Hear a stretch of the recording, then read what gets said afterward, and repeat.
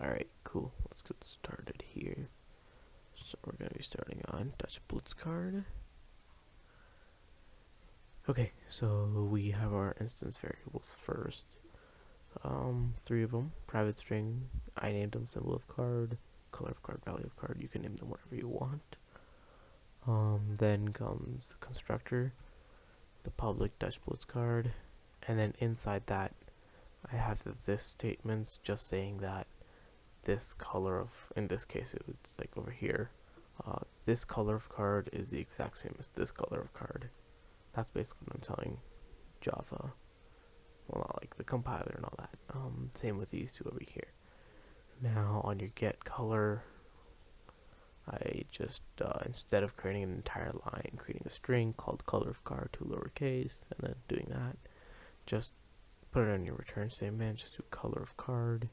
So the value over here, don't put an input here, because we're not really doing that. We're not going to be, formatting or using anything.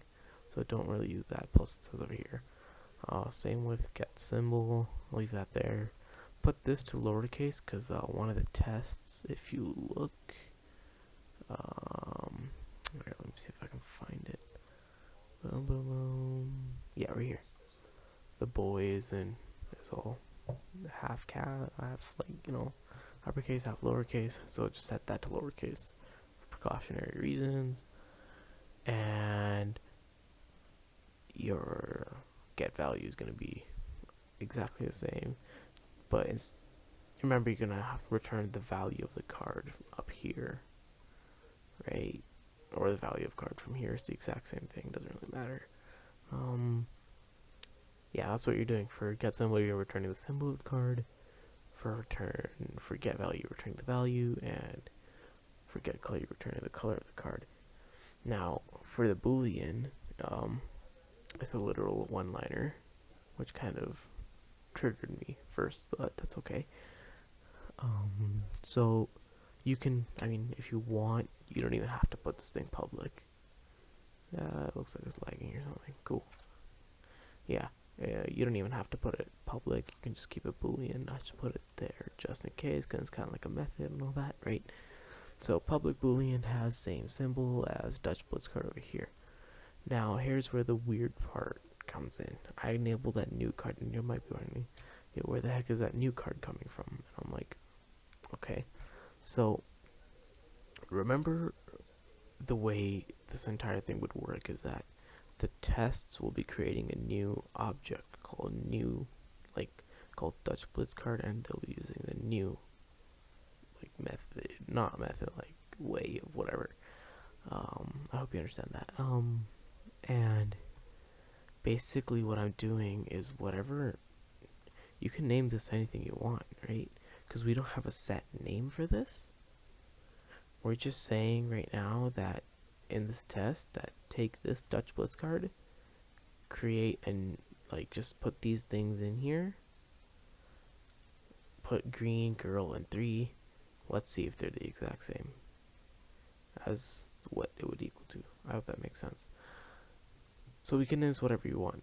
It doesn't really have a set. I want to say class name. Yeah, class name. Doesn't really have a new class name, or yeah. So I named it new card, right? Because there's card right there. And since, if you look at the name of the method, it has same symbol.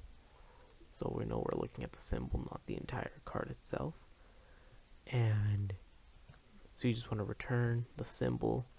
And now this symbol of card comes from your instance variable. That the instance variable, the symbol of card for this DutchBlitzCard should be equal to the symbol, the new card. So new card being a brand new class, right? And remember how we call classes was the name of the class and then the name of the method.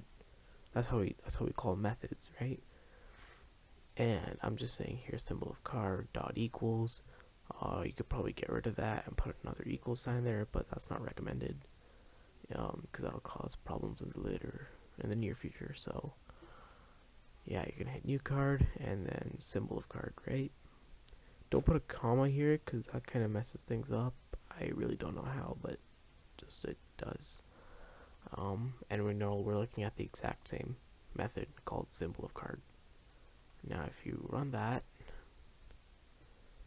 of course you shouldn't get any, yeah, if there's nothing here on the console, perfect, no errors whatsoever. And of course there's nothing in the run method as well. If you run all the tests, they should pass, all of them perfect, and you would then hit submit and all that sort of stuff. Cool. If there's any other problems, let me know.